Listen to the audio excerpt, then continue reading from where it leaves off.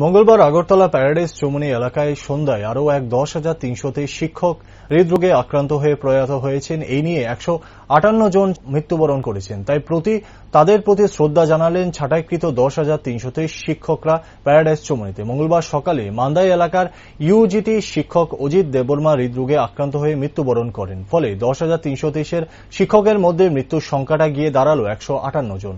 যেখানে শিক্ষকরা বাঁচার জন্য লড়াই করছে, সেখানে দিনের পর দিন একজন করে মৃত্যুবরণ করছেন। ফলে রাজ্যের শিক্ষামন্ত্রী তথা মুখ্যমন্ত্রীর নিকট তাদের প্রশ্ন, আর কত মৃত্যুর মিছিল আপনি দেখতে চান? ইতিমধ্যে রাজ্যের বিধানসভা অধিবেশন শুরু হয়েছে। সেই সূত্রে মুখ্যমন্ত্রী যেই অ্যাডভাইজারি কমিটি গঠন করেছে তা নিয়ে বিধানসভায় কথা বলা হোক এবং তাদের চাকরি দ্রুত ফিরিয়ে দেওয়া হোক বলে জানান একজন শিক্ষক।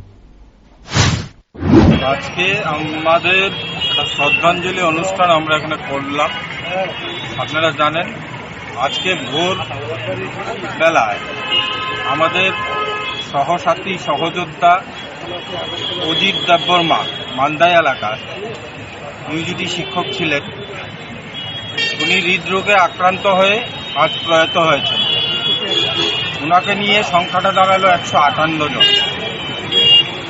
আজকে আমরা গভীরভাবে মর্মাহত। একদিকে আমরা বাঁচার লড়াই করছি, অন্যদিকে মৃত্যুর সংখ্যাটা দিন দিন বেড়েই যাচ্ছে। তাই আজকের এই শোকাহত দিনে আমরা আমাদের রাজ্যের শিক্ষামন্ত্রী তথা রাজ্যের মাননীয় মুখ্যমন্ত্রী, তিনি শিক্ষা দপ্তরের দায়িত্বেও আছেন, ওনার কাছে একটা আবেদন রাখতে চাই। যেহেতু আপনারা জানেন এখন আমাদের রাজ্যের বিধানসভা সেশন চলছে, আগামী দিনও থাকবে, তারপরের দিনও থাকবে। আমরা বহুবার ওনার কাছে অ্যাপয়েন্টমেন্ট চেয়ে পাইনি।